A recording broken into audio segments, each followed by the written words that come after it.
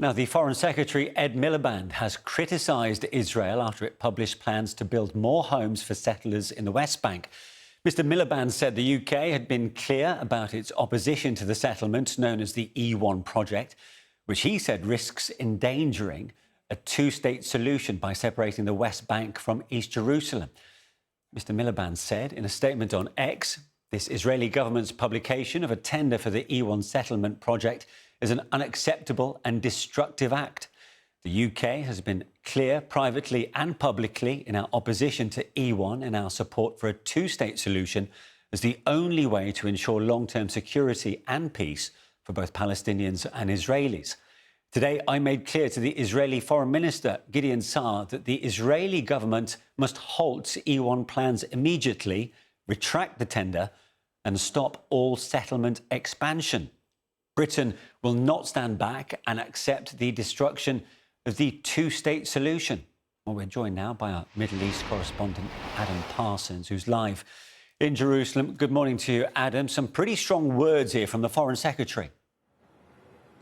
Yeah, and some strong words coming back in the other direction, Manish. Gideon Saar, the Israeli Foreign Minister, said that this was a colonial attitude from Britain. He said that he wouldn't be bossed around by patronising words and effectively said that Britain has no place making demands like this and that land that Israel is planning to build on is Israeli land. And that's something that's been backed up by contacts who've been in touch with me from the Israeli government side. Relations between Israel and Britain at governmental level are pretty grim at the moment. So I don't think the Israeli government are going to take this simply at face value. Certainly not going to stop this building project because of what Ed Miliband says. However, what this does do is to put into the spotlight an incredibly controversial project that probably most people are not that familiar with. It's called E1, and it's another one of these settlement building plans. Now, there are hundreds of settlements in the West Bank, which are considered illegal under international law. Lots of them are actually illegal under Israeli law.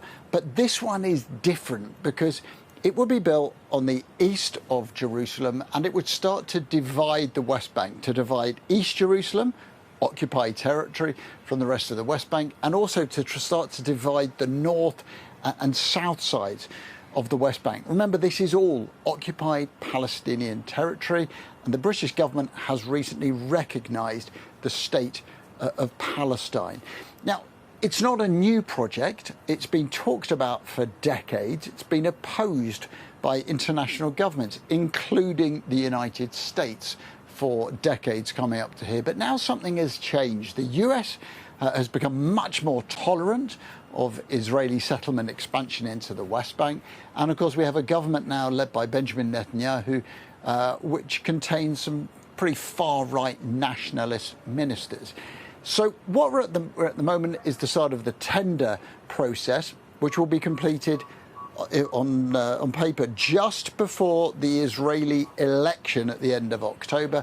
Opponents are asking companies not to engage with this. They're putting pressure on governments to introduce sanctions, particularly against banks and financial institutions who could provide funding. And in that note from Ed Miliband, he talked about further measures that were still to be enacted. Big question, how far will the British government go? How far will other European government go? Will the Americans do anything? And will that change any of the thinking inside the Israeli government? And could they still stop this before the election? Or is this now an article of faith from Netanyahu that he has to get this through, however much criticism comes his way? Thanks for that, Adam.